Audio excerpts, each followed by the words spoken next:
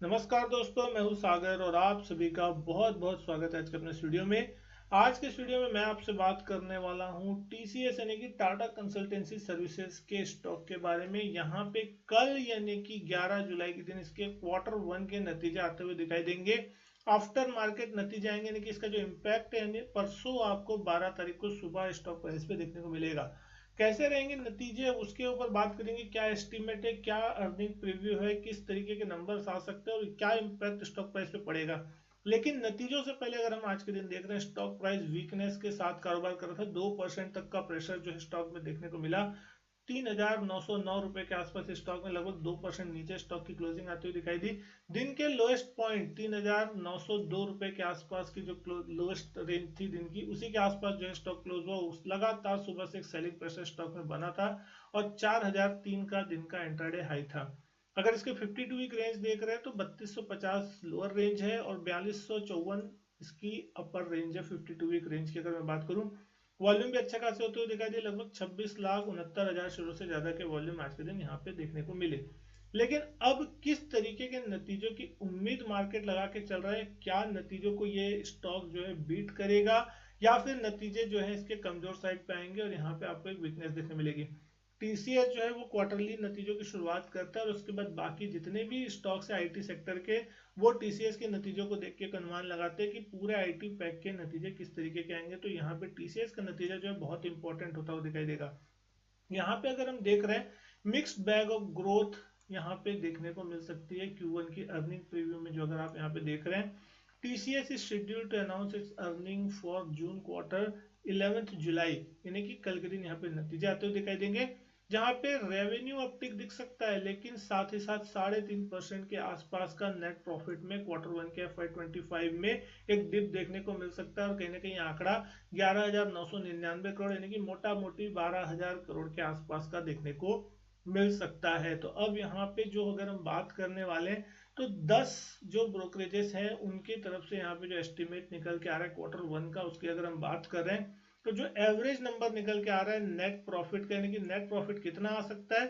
11,999 करोड़ ये एवरेज है, जिसमें कोटक इंस्टीट्यूशनल इक्विटी की अगर हम बात करें तो 12,043 crore, Motilal Oswal 12,100 crore, ICICI security 11,700 crore, Prabhudas Lilladher 12,300 crore, Equirus capital जो है 11,865 crore, JM financial 11,985 crore, 12,310 crore, InCred equities, Axis security 11,452 crore, BNP Paribas जो है वो 12,239 करोड़ और एमके ग्लोबल जो है वो 11,960 करोड़ के नेट प्रॉफिट का जो आंकड़ा है उसका अनुमान लगा के चल रहा है। तो ये दसों के एवरेज अगर निकालते हैं तो लगभग 12,000 करोड़ के आसपास की एवरेज निकल के आ रही, जो प्रॉफिट का नंबर मान के चल रहा है मार्केट। आ सकता है अगर इसके ऊपर कोई भी नंबर देखने मिलता है तो वो थोड़ा पॉजिटिव साइड पे होगा, मार्केट उसको पॉजिटिव लगेगा। लेकिन अगर इससे नीचे के नंबर आते हैं तो डेफिनेटली मार्केट में आपको इसमें करेक्शन देखने को मिलेगा।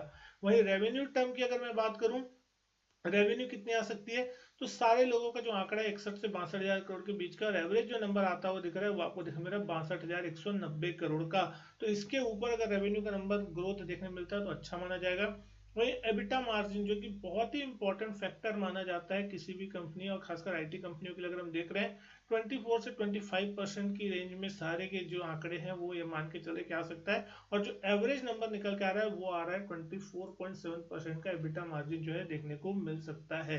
अब यहाँ पे मार्जिन जो है वो बहुत ही ज्यादा इंपॉर्टेंट क्यों हो जाता है, इस चीज को समझना इसलिए जरूरी होगा क्योंकि यहाँ पे अगर हम देखें तो 130 बेसिस पॉइंट से जो है मार्जिन कॉन्ट्रैक्ट हो सकता है, ऐसा माना जा रहा है। क्वार्टर ऑन क्वार्टर बेसिस पे 24.7% आ सकता है, क्योंकि 1 अप्रैल से जो इन कंपनी ने अपने वेज हाइक्स किए थे एम्प्लॉयज के, और किसी किसी के तो डबल डिजिट हाइक भी जो थे, वो टॉप परफॉर्मर्स जो होते हैं कंपनी में उनकी डबल डिजिट हाइक हुई थी।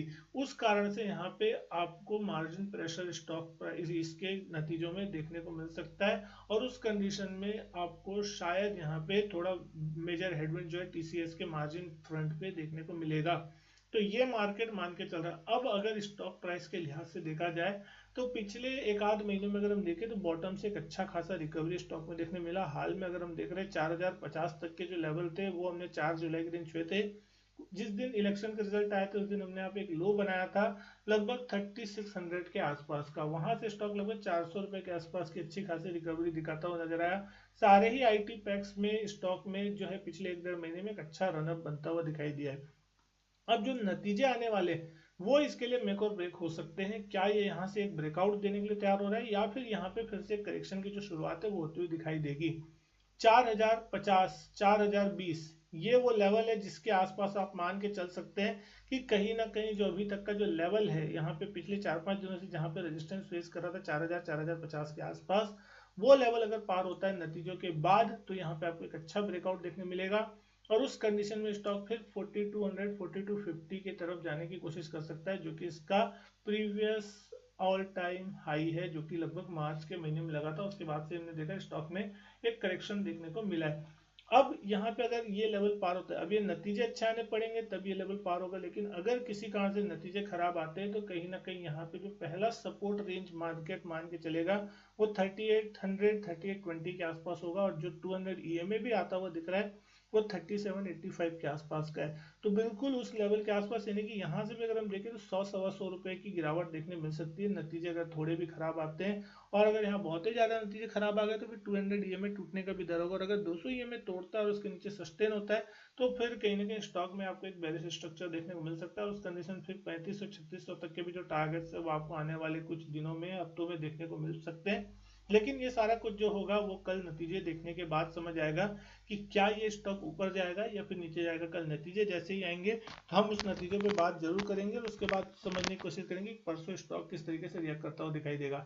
तो कल का दिन है, आपको मार्केट में देखने को मिलेगा कल किस तरीके की वॉलेटिलिटी नतीजों से पहले बनी, क्योंकि ऑप्शन चेन के भी अगर आप डेटा देखेंगे जाके तो ऑप्शन चेन में भी यहाँ पे कहीं ना कहीं आपको इस स्प्रेड देखने को मिलेगा, क्योंकि जितने भी मैक्सिमम ऑप्शन सेलर्स होते हैं नतीजों को अगर खेलने की कोशिश करते हैं तो वो लगभग 3%, 4% दूर के स्ट्राइक के पुट और कॉल दोनों ही साइड के प्रीमियम, क्योंकि उस नतीजों से पहले प्रीमियम हाई रहती है तो उनको सेल करते हैं। क्योंकि अगर नतीजे एक रेंज बाउंड रहते हैं, ज्यादा कोई बड़ा मोमेंट स्टॉक प्राइस पे नहीं आता नतीजों के बाद और 1-2% की रेंज में अगर स्टॉक प्ले करता है चाहे पॉजिटिव या नेगेटिव, तो जो प्रीमियम्स होती है दोनों ही साइड की वो बहुत तेजी से टूटती है और उस कंडीशन में जिन्होंने ऑप्शन सेल किए होते हैं दोनों साइड के स्ट्रेंगल सेल किया होता है उनको एक अच्छा मुनाफा बनता है और जो लोगों ने यहाँ पे ऑप्शन बाई किए होते हैं उनको लगभग लॉस देखने को मिलता है। ऑप्शन में प्रॉफिट सिर्फ तब होता है ऑप्शन बायर को जब यहाँ पे एक डायरेक्शनल बड़ा मूव किसी भी एक साइड आ जाए, चाहे वो तेजी की साइड या चाहे मंदी की साइड। 5-7% का अगर एक तरफा मूव देखने को मिलेगा उस कंडीशन में फिर जो है कॉल राइटर्स जो होंगे या पुट राइटर्स जो होंगे वो फंसते हुए दिखाई देंगे और उस कंडीशन में ऑप्शन बायर का फायदा जो है वो, अगर आपने सही साइड का ऑप्शन लिया है